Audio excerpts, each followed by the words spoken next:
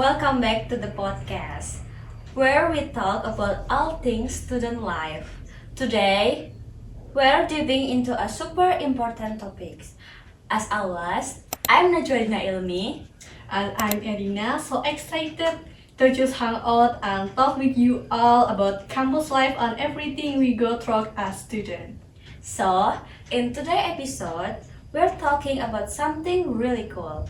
How English actually fit into your life, both socially and in class. And to get into the nitty-gritty, we've got an awesome guest joining us. Okay, wow! We're so lucky to be joined by a student from Semarang State University, was majoring in English literature, so she not just study it in theory and she's living it. Okay? And welcome to Lisa! Yay! Welcome. Welcome. Thank you.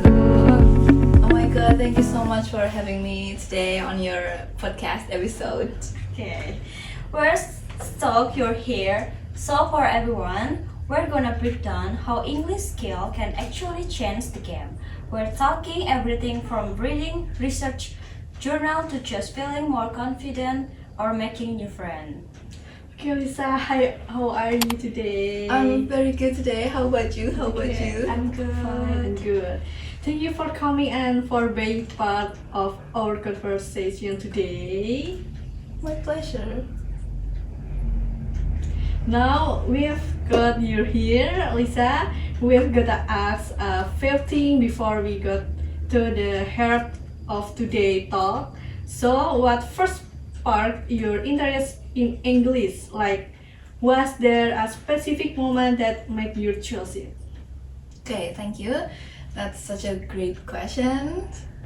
You know, I used to get so confused like which major I should choose because it's very important for my future and yeah, I was so confused and then I talked to my parents about it and then I talked to them that I'd like to choose English literature as my major, but then they were like they weren't really sure that if I choose this major.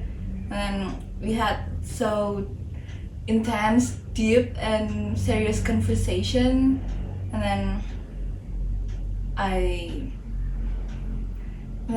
I said, Mom, Dad, what if I choose English literature as my major? And then they said, sure, you can choose this major. And I was like, oh my god, really? And I was so happy because the reason I chose English literature was because I'm interested in English and some literature works because I love to read books. Oh, and also I'm curious about their culture and I'd love to studying them and understanding them better. That's very cool. I'll follow that. When do you think is the best time to start learning English? Do you have to start as a kid or can you really jump in anytime you're feeling motivated? If it's for the formal, you can start it from when you're in the elementary school because English isn't our first language, right? And we got our first English subject when we were in the elementary school, and of course the level that we are about to learn English is from very basic, easy level words, yeah, kind of like that. And then it will be going up higher and higher until we're in a senior high school. And also, if you're willing to learn English anytime, like you can just do it. It's fine. You can just learn anytime if you want to, and if you have the motivation to learn English. Yeah. It's so motivated. And in the campus world, how important is English really? Cause we always Here, people say if you're not good at English, you'll get left behind. Is that true from your experience? I don't think it's 100% true that you will left behind because yeah, it's normal and understandable that in college life we get so many books or journals or like materials that are written in English, and I just want to I just want you guys to have like basic English skill to understand them, so you guys will get easier to survive through your college life if there are so many English materials, and will be good if you have that basic English skills level. Yeah. We touched on this a bit earlier, the real world impact of English. Could you paint as a picture of what that looks like on campus or in everyday life? Like what's the actual difference between someone who uses English and someone who doesn't? Like I said before, there in campus there are so many journals or books that are written in English, and if you're being able to speak English, it's like an advantage for you, and you'll get understand easily and easier because you know you already have that English skills level, like basic level. It's fine, just you can just living it slowly and learning it with easygoing, just from easy level and higher. It's okay. Okay. And for students who might be struggling, any quick practical tips for learning English when you're already swamped with a crazy busy schedule?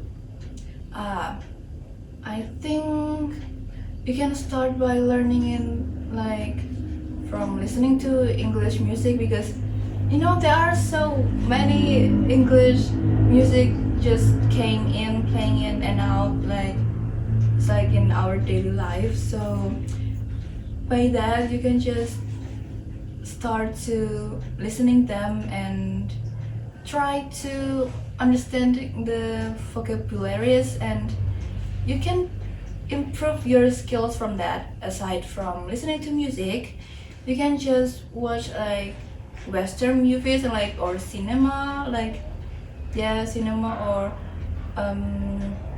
reading some short articles. There are so many in social media, like or like watching some contents in English, because you know we're like there are so many English contents that somehow it's indirectly we are living in it, so we can just start learning from them. Yeah. That's amazing, guys. Okay, last one. So many of us get nervous or are scared of messing up when we speak English. How do you get over that? Any advice for folk who's hurt or are pounding but just want to go for it? I honestly I get that still so many people that still judge our English skills, like if we got our grammar wrongs or mistakes like pronunciation, or just I think just confident, I guess, because you know we're still learning, right? And making some mistakes is like being part of learning lessons, and just ignore people that they are who are judging us like, oh my god, your grammar is wrong, it should be like this, your pronunciation is wrong, it should be like this, it should be like that.